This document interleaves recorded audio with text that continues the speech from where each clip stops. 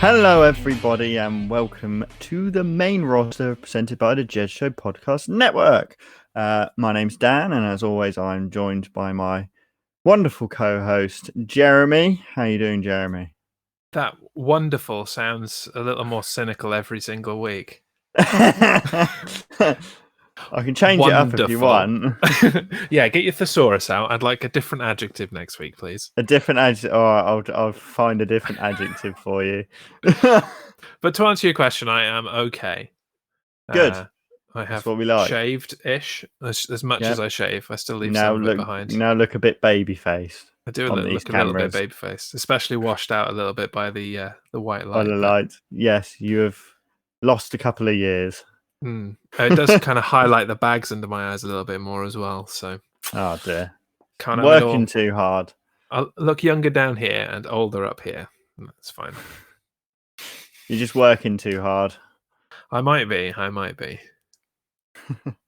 But so today's episode of the main roster is presented in part by LSW Mind Cards, a pack of 45 individually designed cards, each with a tool or task to help you increase your well-being, boost your mood, and help you move to a more fulfilled life. Visit thejezshow.com/LSW to find out more and pick up the pack of cards that will change your life today. Indeed. Maybe that's where, I can shed these bags under my eyes by taking the stress out of my life with LSW Mind Cards. All the stress in your life could be just from wrestling. It could be, yeah. Well, there's been a few we'll revisit that thought at the end of the pay-per-view, shall we? And yes, and see if it might be the cause of some of my stresses. On that note, shall we get started with our WWE Payback recap and discussion? Let's crack on. So the kickoff show provided the first action of the night, and it was the first unannounced match of the night when the Riot Squad took on the Iconics. The lack of chemistry between Riot and Morgan was on full display, and Billie Kay and Peyton Royce took full advantage throughout the match. Things would eventually click for the Riot Squad, and they were able to pick up a big victory over the former women's tag team champions. How do you feel about all of this? We haven't really discussed this Riot Squad thing on the main roster match. It's been overshadowed by some of the other stories that have been going. Yeah. What do you think of it all? I think it's interesting that they're kind of getting the band back together, but it's kind of like we've forgotten that Liv Morgan's supposed to be going off to do her own thing, kind of, and reinventing herself. Sitting in a bath. Yeah, that's kind of been, yeah, exactly. That's been kind of pushed aside and kind of gone back to how she used to look, before she had all this leather work that she wore to the ring. I think my issue here is that I just don't care. I don't want the Riot Squad to get back together. I've got no interest in that. So while their prevailing story is, the Riot Squad is getting back together. We really want them to succeed together. We really want them to gel. Like, no, mate, I don't care. No. They could break up tomorrow. I wouldn't care. They could stay together. I don't care. I just don't care. They're not making me invest in each woman individually or the team together. Yeah. I can see where the story is going. Like the story is progressing fine, but I'm not invested at all. No, I like Ruby Riot individually. I think she could be quite good. But just being a team again, and they don't have Sarah Logan either now. So no, she's off making babies and being a Viking. Yeah, so yeah. And so I don't really care about this. I'm kind of okay with the fact that it was an unannounced match and it was on the kickoff. This is the type of show that type of match that should be on the kickoff show, really. Yeah. So that's all good. Yeah. I don't like to see the Iconics being used as kind of a job squad. Yeah. To help push storylines forward, but they do a good job of it. They've been doing good things. I think the only thing I really liked about this match was the finisher the Riot Squad used, that where was cool. Liv did the knees and then Ruby into the Riot kick. That was pretty cool and actually looks like it would actually hurt you. Yeah. So that was pretty cool. That's about it, really. That is about it. Obviously, it was an impromptu match, so we didn't predict it. We can't get into our predictions just yet. No. So shall we move to the main the show? Payback, yes. So the main Payback pay-per-view got started with the match between Bobby Lashley and Apollo Crews for the United States Championship belt. Unlike in the match with MVP, Apollo Crews was on the back foot for much of the match, with Lashley wearing down the champion. The dominance eventually led to the full Lashley. Crews tapped out, and the CEO of the Hurt Business was crowned the new United States champion. Don't look at me like that. I will look at you like that. And don't type it in the chat either.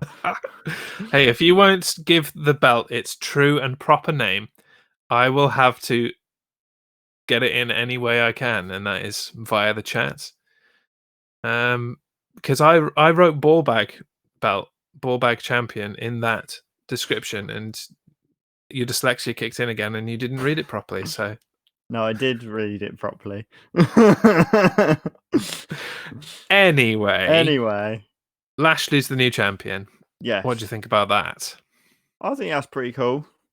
Is it just going to work? Although, is it just going to work around the whole of the Hurt Business, the United States champion? I don't think it's going to. MVP had his chance for it. I don't think we're going to revisit that anytime soon. I don't think they want to put Shelton Benjamin quite up at that level again. I think the 24/7 championship is about where he is going to stay. I wouldn't say belongs. I really rate the guy, but I do catch your meaning. Yeah.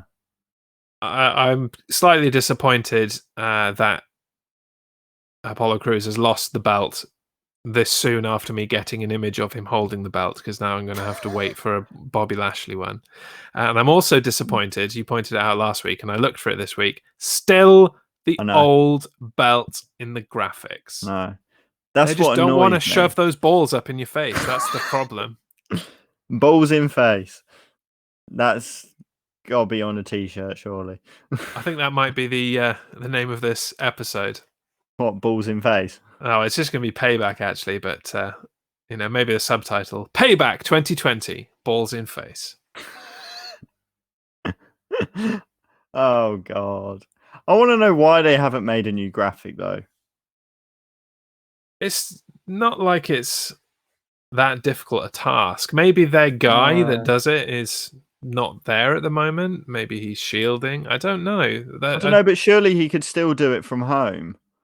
He would need like a computer, which he probably has. Because if he does that sort of thing, he would probably have stuff like that to do that at home. So yeah, it's all computer based. You're right. Yeah. WTF? Indeed. I'm just going to throw out a question to our listeners quickly, just to make sure that the problem is on my end.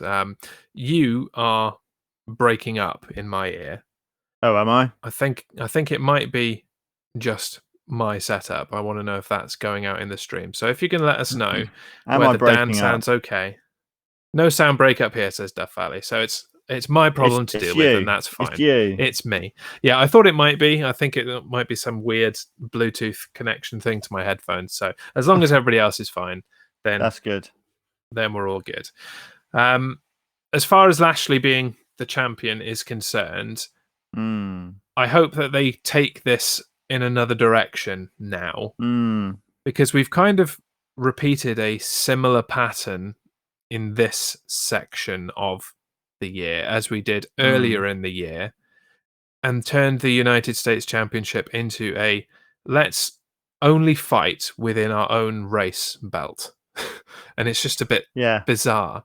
It was Mexicans Yes. fighting Mexicans at the beginning of the year, so Yeah.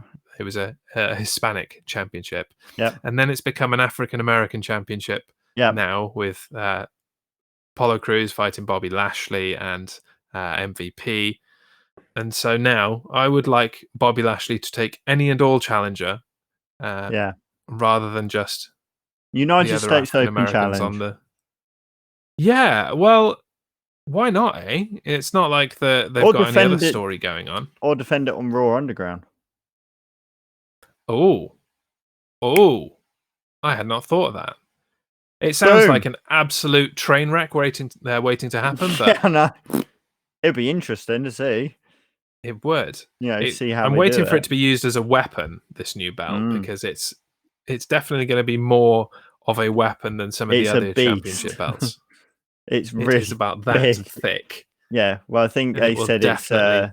it's 10 millimeter thick, which the usual belts centimetre. like the that is 5 mil, so double the thickness, and then that's not including like the 3D bits sticking out the front of it.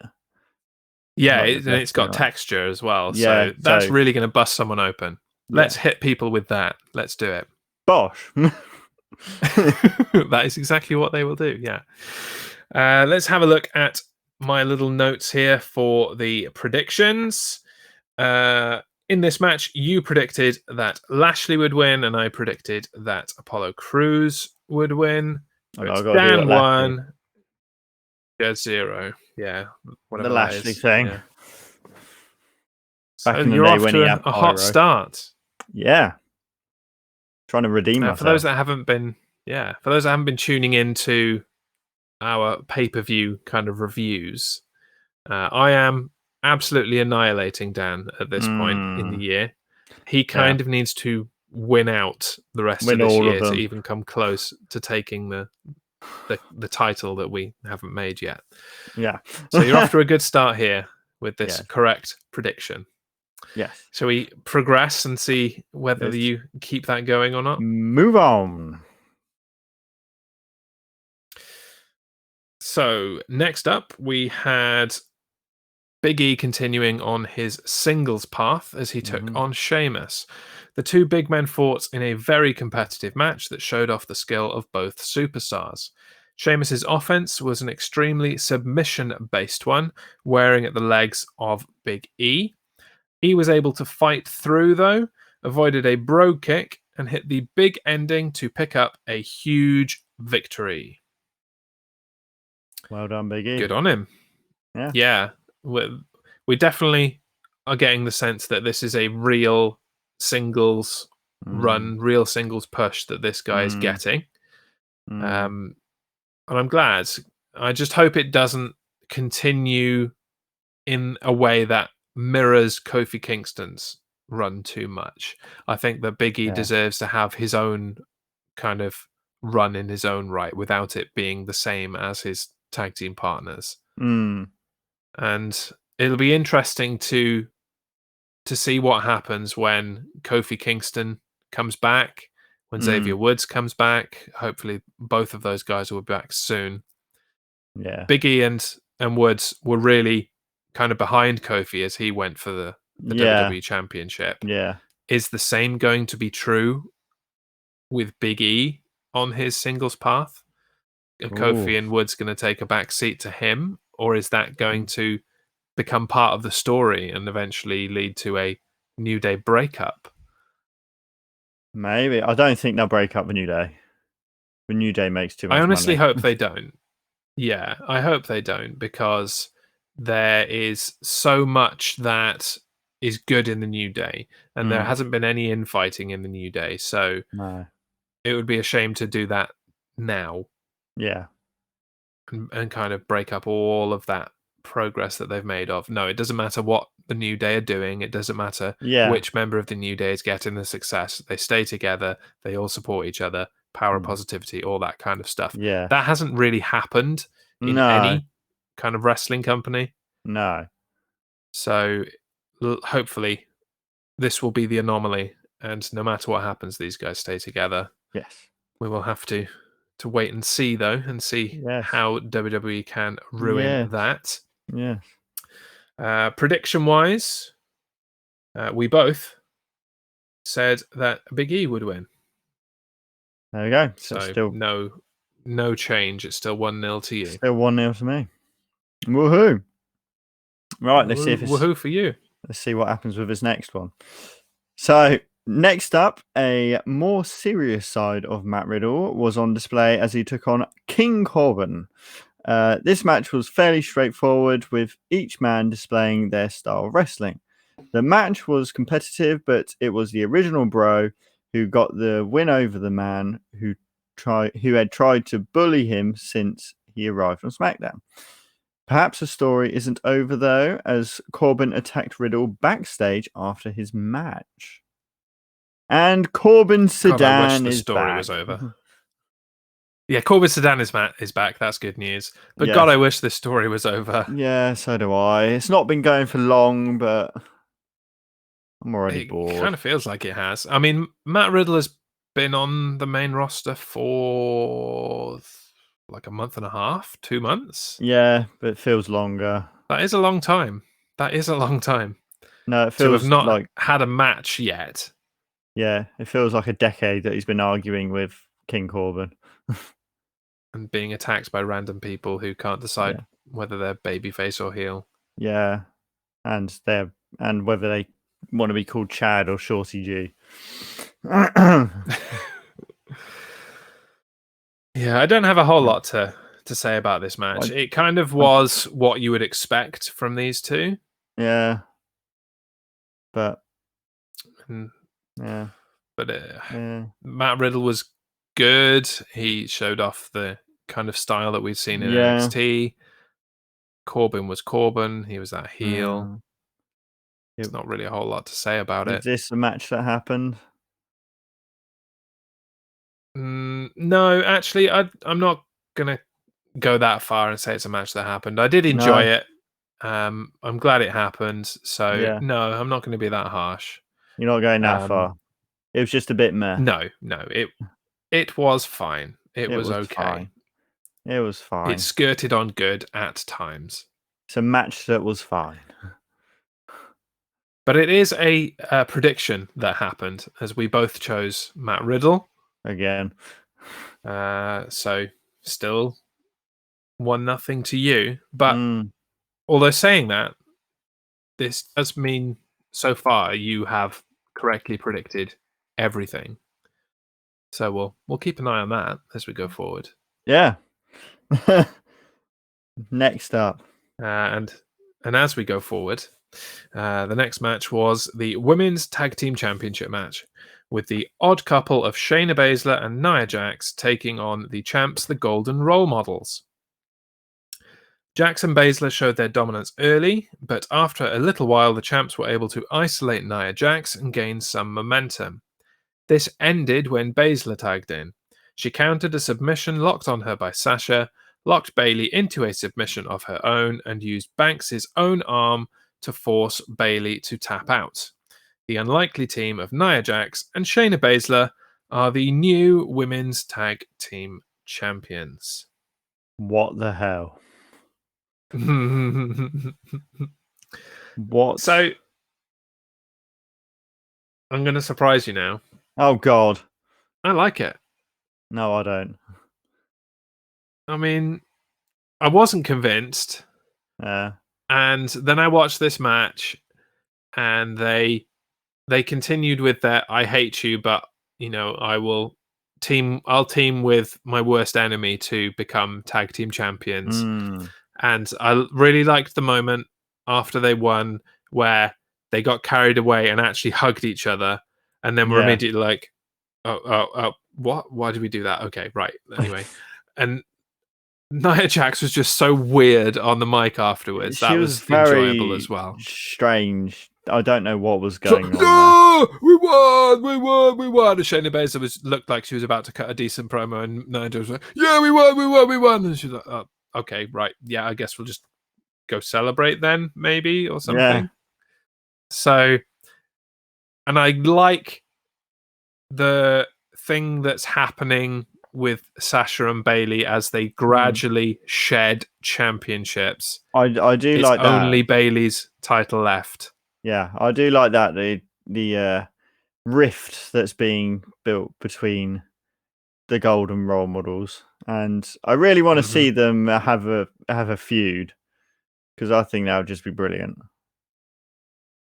Like the good old days. I mean, we discussed where that would happen, and there isn't really anywhere big pay-per-view wise for it to happen. So I guess they're just gonna go with it. Yeah. And it'll happen on your bog standard pay-per-views, but yeah, cool, let's do it. Yeah, or just drag it out so long that it gets all the way to WrestleMania next year. Yeah, we might do that. It's a WrestleMania caliber match. Yeah. One thing I did like about this match was Shayna Baszler submitting 2 people at once. Yeah. That was... I was looking at that, I was like, that's actually really cool. She's got Sasha Banks in that if you look at it technically, if you look at it really technically, yeah, Sasha Banks taps out Bayley, not Shayna Baszler. That is very true. That is very true. Because it was I think there was some sketchy... Yes, and there was some sketchy kind of who was the legal woman in the match. Yeah. Was Bayley legal and able to be tapped out? I'm not convinced. I didn't go back and check, but yeah, if she had a submission on Sasha and was expecting her to tap, would that one have been invalid? One of them would have been invalid. So who was legal at that point? I lost track, so I don't know. Yeah. But it's a dodgy prospect. Yeah. Might be a way of them getting a rematch, perhaps. Maybe. We may see on Raw tonight that even though Sasha and Bayley can now no longer go to Raw because they don't hold the belts, maybe they're there for their rematch, or Jax and Baszler have to go to SmackDown this week for a rematch or something. Maybe. We'll wait and see. But I'm going to miss the Golden Role models on Monday nights. I'll be honest. I liked them across all the shows. Yeah, he likes them. That's all right. Yeah, at least somebody does. You don't like what they do. I wasn't that keen on just them. I was just waiting for them to break up and have a good feud. So no, I wanted the double champion on both sides to continue for quite some time. It reminded me of the Triple H Stone Cold Steve Austin 2-man power trip back in the day. You said that before, yeah. Just with women instead of men, and I really wanted them to just start tearing through some people and defending the belts regularly and just going nuts. But it didn't happen. Never mind. Whatever. Never mind indeed. New ones. But speaking of championship belts and wrestling belts in general, the show today is also presented by Beltmaster Wrestling Belts, who produce hand quality. I did it again. Hand quality. That isn't even a thing. Just saying words and hoping that they stick. Produce hand-tooled leather straps for all replica and bootleg belts at the best prices in the UK. They'll listen to exactly what you want and stay in communication throughout the whole process. What's even better is that they are offering 10% off to all listeners of the main roster. Simply say the code The Main Roster when placing your order to receive your discount. Visit facebook.com/Beltmaster Inc. That's Beltmaster INC, all one word, to check out their work and find out more. All Got on the her screen, in the end. on the other side to where I'm pointing, if you need it. That way. There you go. You nailed it. I've worked out which side to point. I still haven't got there. I've been doing it. How long have we been doing this as a video form? Like 6 months now or something? Ages. Still can't work out where I even am. Probably struggle to point to myself. Point to yourself. Anyway, point to my... I missed. Anyway, before the wheels completely come off this podcast, let's move on to the next match. So, jumping straight in at the deep deep end after moving up to the main roster. Keith Lee took on Randy Orton next. Randy Orton began the match, demanding Lee's respect, making his point with vicious chops. The pair traded drops on the announce table before the match went back into the ring. From out of nowhere, Keith Lee hit the Spirit Bomb on Orton and picked up a huge victory. Yeah. Not entirely the outcome that I was expecting. Oh, and actually, we forgot to talk about the outcome of the women's match, but it doesn't matter. We both said Bayley and Sasha, so we were both wrong. Yeah. Here ends your unbeaten streak. Oh, what a shame. Keith Lee and Randy Orton. Surprising to me that Keith Lee picked up the victory. We were split on this. So not necessarily surprising to you because you picked Keith Lee to win. So that puts you at 2-0. How long had you been planning that? Well, have you noticed I did it for Lashley and I did it now? I've done it for him. So, yeah, you've been thinking about this all day, haven't you? Yep. I have a sad life. What did you think of the match, though? It was alright. It's good to see Keith Lee doing his thing and Randy Orton doing his thing as well, which was quite good. Bit of work outside the ring using the announce table that didn't break for some reason. Because it's Randy Orton. The table never breaks for Randy Orton. That's the rules. He just falls off it. He does every single time. Like literally, go back through WWE history. The table does not break for Randy Orton. 9 times out of 10. Yeah, it ain't happening, mate. Have you seen that one where he is stood on it, tries to step off it, and puts his foot down through where the monitor is, and the table falls over? Yeah. And he fakes an injury and then gets up laughing, sort of thing. It's funny. He's such a prick. The thing is about this that it was quite a brief match when you look at it. And I think they're going to go along the lines of, Randy Orton was overconfident. He got cocky. That exchange at the beginning where he said, "You will respect me," and then just chopped the hell out of Keith Lee. Yeah. Really showed that Orton thought he had it in the bag. To begin with. Yes. So we'll find out as we go forward what happens with it. Probably a rematch on Raw tonight that Orton might win. The thing I'm most intrigued about here is that thing with JBL backstage gonna go somewhere? Yeah, that was kind of weird, but does Keith Lee have $1 million?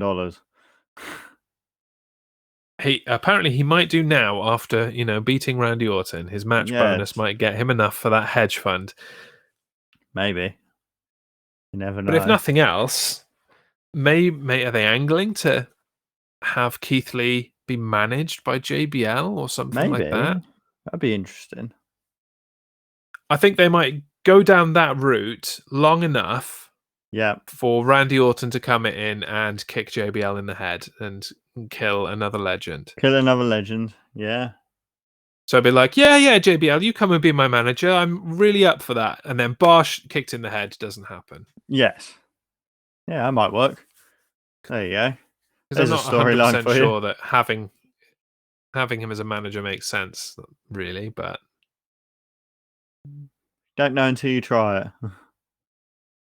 I guess not, but... Yeah, Keith Lee is on Raw. He has a big win over a 14-time world champion. And he's still got rubbish entrance music now. It's utterly terrible. Yes. Yeah. It is the worst entrance music change in a very long time. Since they ruined Murphy's music for absolutely no reason. Yes. Yep. I think it might be your We Hate CFOs theory that you posited on the extra show we did on Saturday night. Yeah. Could be that. You never know. We're just going to ruin all of the good music because we've got a grudge against the band. Because we don't like them. Sorted. Amazing. Let's move on to something else that... Was it amazing? Let's find out. The next match was certainly about payback, as the team of Rey and Dominic Mysterio looked to exact revenge on the Monday Night Messiah Seth Rollins and his disciple Murphy. Rollins and Murphy had the better of the Mysterios for most of the early match, but after a few well-timed bounces into the ringside barriers turned the tide. It allowed Dominic to hit the 619 and a frog splash on Murphy to pick up his first victory in WWE. I think. Unless I wasn't paying attention. I think it is. He hasn't won before, has he? No, because he lost at SummerSlam. And that was his debut. Yeah, and then they did the tag team thing on Raw. And they lost. That got thrown out, didn't it? I can't even remember. I can't remember either. It shows how... Who knows? Who cares? it shows how ingrained in the brain these matches are. Right. Yeah. But saying that, it wasn't bad, a match. No, it wasn't bad. I mean, it wasn't 5 stars, let's get that right. But it was fine. For a thrown together tag team match that really shouldn't have happened, it was okay. It gave Dominic Mysterio a chance to do more kind of wrestling type stuff rather than the garbage match stuff he was doing with Seth Rollins. Yeah. But it was fine. It was fine, yeah. It wasn't even a match that happened. It was fine. Yeah, it was just fine. There were worse matches. Yeah. It was fine. I do like that point the first. Dominic's 619 is backwards compared to Rey Mysterio. Yeah. I like that. Pretty cool. And point the second. Yeah. I like that Dominic's doing the frog splash. Yeah. You know, a tribute to Uncle Eddie. Or as people have been maybe Daddy Eddie. Yeah, that's what people have been putting around on Facebook and all that. Like, he's too tall. Is this Rey Mysterio's child? Yeah. But then again, you look at his wife. His wife's taller than him. Yeah, well, it's hard to tell if anybody's tall compared to Rey Mysterio. Like, perspective is totally off. That is very true. You know, like I could stand my 2-year-old daughter next to Rey Mysterio and be like, oh yeah, okay, wow, she's really tall. Something else I noticed is that Dominic got rid of his hood. Yeah, well, we spoke about how it looked good, but it was problematic as he tried to fly around the ring. Yeah, it was kind of just getting in the way. It was. So good move in getting rid of that. You got to trial and error this stuff, you know? Yeah, you do indeed. We both called this correctly. Yeah. The Mysterios won. Still 2-0 for you. I feel like I'm going to win this. I don't think. I think that ship might have sailed. Not to kind of spoil the end of the contest, but I think that ship has sailed. Yes. Shall we move on to the final match? Yes, let's do that before I start crying. The main event was a triple threat match for the Universal Championship. The Fiend entered first and was jumped in his entrance by Braun Strowman, and the match began with 2 of them without Roman Reigns. The pair went all out on each other using weapons and the ringside area to break each other down. After fighting all over the arena, Strowman and the Fiend took to the top rope and a superplex caused the ring to implode. It was at this point that Roman Reigns arrived, signed the contract, and won the Universal Championship by pinning Braun Strowman. Paul Heyman held up the hand of the big dog, and as the pay-per-view rolled off air. Sorry, you have to do that again, but with the teeth. The victor. So yeah. Yeah. Let's get straight out there and say that we both called this, that Yeah. Reigns would win. Mm-hmm. And can I just say, I'm down. I'm down with Yeah. it. I'm kind of down with this kind of heel dude. Yeah. Yeah. I'm not sure how I ever got to this point, but Mm. I'm down with it. I'm down with Yeah. Roman Reigns winning the belt a week after coming back. How is that? How is that a thing? Considering you were the guy that tried to get him off TV for a bit. Yeah. And Yeah. stop 2 winning. years ago, I led a campaign to boycott Roman Reigns and turn your back on the ring if you went to a live event when Roman Reigns was in the ring, or to switch the channel if you were watching Raw when Roman Reigns was on. Got some traction. Got interviewed by Vince Russo. Like it was a thing. And now I'm totally down with this guy winning the championship belt after not being there for 6 months. Yeah. My, how things change. Yes, definitely does, doesn't it? Yeah. But it's because, like, and I'm gonna finally like revisit the whole boycott Reigns article and go back and talk about how things have changed over the last 2 years and all that kind of stuff. I'm finally going to do that. But it's because this makes sense. Finally, Roman Reigns as a babyface didn't make sense for so long, and the people didn't want it, and nobody really liked him other than members of our, public that are under the age of 10 or are female. Yes. So now that they have decided finally to let him off the leash, as it were, put him alongside, and they mentioned this at the pay-per-view, and I agree, the best wrestling manager ever. I will argue with anybody that says differently. You can throw your Bobby Heenans at me, but whatever. Paul Heyman is the greatest wrestling manager of all time. I would have to agree. And I'm down. I can't think of any other way of saying it. I am down for this Roman Reigns heel championship run. Absolutely. And I'm massively, massively behind The Fiend. I don't really like that he only held the belt for a week. Yeah. But sure, I'm okay with it based on how this Roman Reigns thing is going. And I really freaking hated this guy 2 years ago. You did. Year ago. 6 months ago. You did. Absolutely. Like when you and I started on this podcast journey, yeah. I was still not a Roman Reigns fan. No. Now you're slowly turning. You're turning to the dark side. I'm down. Roman Empire, baby. Oh God. That did feel a little dirty, actually. Maybe I won't say that again. Yeah, don't ever say that again. Please don't. The only thing I don't like about all this is how they have diminished the Fiend. Yes. Actually, Obliviator has joined us in the chat, and he said, this match was fucking horrible. Yeah, okay, fair enough.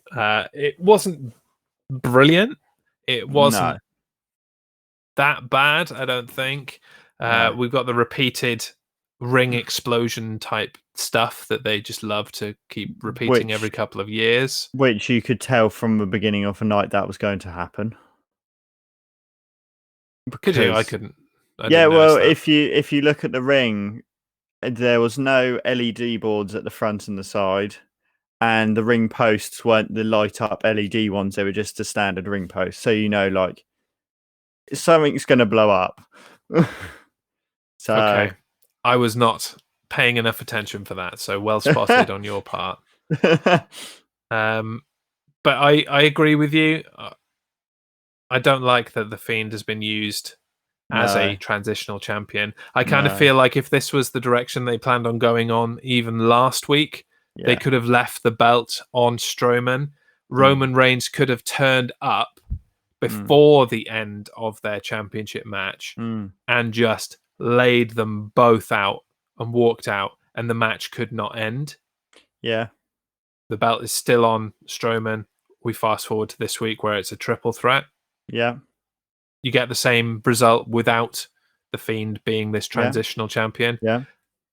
But as I said on Saturday night, I think they just want to pile championship reigns on the Fiend and on Bray Wyatt in general. So he's on 3 now. He's on 3 World Championship reigns. Yep. Which is a whole lot more impressive sounding than 2 that he Yes. was last week. Yeah, that's very true. And I think it's as simple as that. You know who I blame for the Fiend being kind of diminished of this unbeatable entity? I blame Goldberg. Yeah, I mean, we can't complain about how the Fiend has been treated in this story. No. Because of he was treated far, far worse by being squashed by Goldberg. I know, that's just so where that it could started. go. Yeah, just so that then Roman Reigns could come in and squash Goldberg at WrestleMania, which didn't happen. I know. It all went totally wrong. It all went Pear-shaped. wrong. And no special championship belt for the Fiend. There wasn't, was there? When he came out, I was kind of highly expecting to see the face belt around his face. But I was like, no.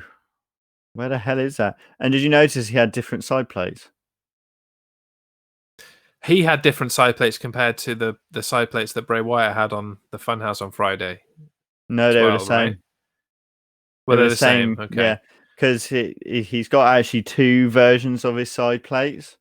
He's got the one that he had when he originally won the Universal Championship, which is basically his face on the side plates. But the ones he has now are literally, it just says hurt and heel. Hurt, heel. Yeah, on either side. So, and that's the one Bray Wyatt held up when he was in the Funhouse and won the Fiend walk down to the ring with. So yeah. So interestingly then, if you point directly below you, the image that I have chosen with the Fiend as Universal Champion must be from his first reign, because those side plates are his face. It must rather than the hurt heel. Yeah. There you go. There we go. A bit of championship belt nerdery to close out this discussion. And we saw Alexa Bliss as well, so I'm happy. Yeah, her hair is getting a little bit more dreadlocky. And well, she was fiddling with a dreadlock, but did you notice there was another dreadlock the other side? Because she popped up and I paid a lot of attention. Speaking of something that you'll pay attention to, we're not going to discuss it today, but I just want to throw in something that's been said in the comments. Obliviator says, I'm so glad Sammy is back. And yes, he is back and claiming to still be Intercontinental Champion. It doesn't quite fit into our topics for this show, but I think more will come of that on SmackDown, and we'll discuss that next week on the main roster for sure. But just wanted to throw that in there. Yeah. So then we come to the end, and we must give Payback a rating. So how many, Daniel, unsigned contracts out of 5 do you give the WWE Payback pay-per-view of 2020? I think I'm going to have to go the same as SummerSlam, so 2.5, because it wasn't good, but it wasn't bad. It was kind of in the middle for me. I think this pay-per-view was better than SummerSlam. Okay. A lot more seemed to make sense here compared to SummerSlam. And there wasn't quite as much holding pattern, status quo happening here. We had new women's tag team champions.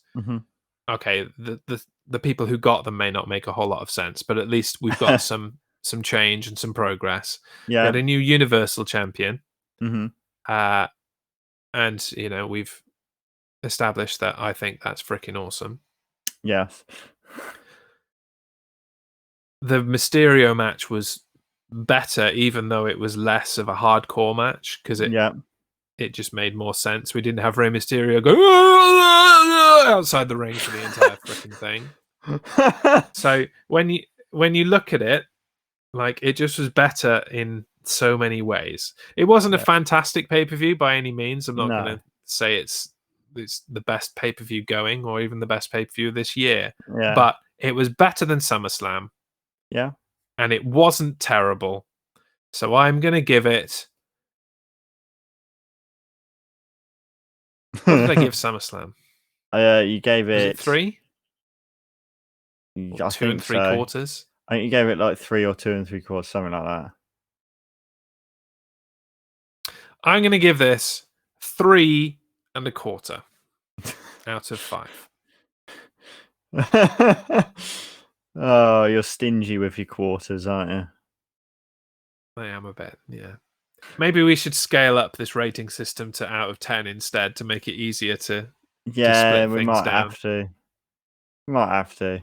Yes, I don't think either of us have given a whole number for a long time. No, we haven't. Next time, will you do it out of 10? Yes. So, and maybe we'll scale up all the previous ones. So out of 10, this would, rather than being 3 1/4, it would be 6.5. And so I could say 6. I would be happy with 6 out of 10. And I would have said 5. Yeah. Which sounds better than 2.5. Yeah. I don't know. Maybe we'll come up with a completely new rating system. Maybe. It needs work. That's what we're saying. Out of 99. Ideas on a postcard. How should we rate pay-per-views? Yeah. Because out of 5 isn't really working for us anymore, I don't think. No. But on that note, we look forward to Raw tonight and SmackDown at the end of the week, and then another Raw before we come back at our regularly scheduled time of 3 p.m. on Tuesday, a week tomorrow, provided my daughter doesn't have a nightmare first day back at nursery. We'll play that one a little bit by ear. But as far as scheduling is concerned, 3 p.m. on Tuesday, not tomorrow, a week tomorrow, we'll be back to discuss everything that happens following these 2 back-to-back pay-per-views. Yes. If people want to discuss wrestling with you in the meantime, where can they do that? Twitter at DannyT259. Lovely. Stay tuned right here on the Jez Show Twitch channel in about 40 minutes at 10 p.m. British summertime. We've got our regularly scheduled 2-minute warning show talking about the latest in the NFL and the American football world in general. Later on this week, as you already know, it's more video games, more podcasts, much more to enjoy. And we'll see you next week. Yeah. I've been Jez. I've been Dan. And you've been watching The Main Roster. Thanks for coming.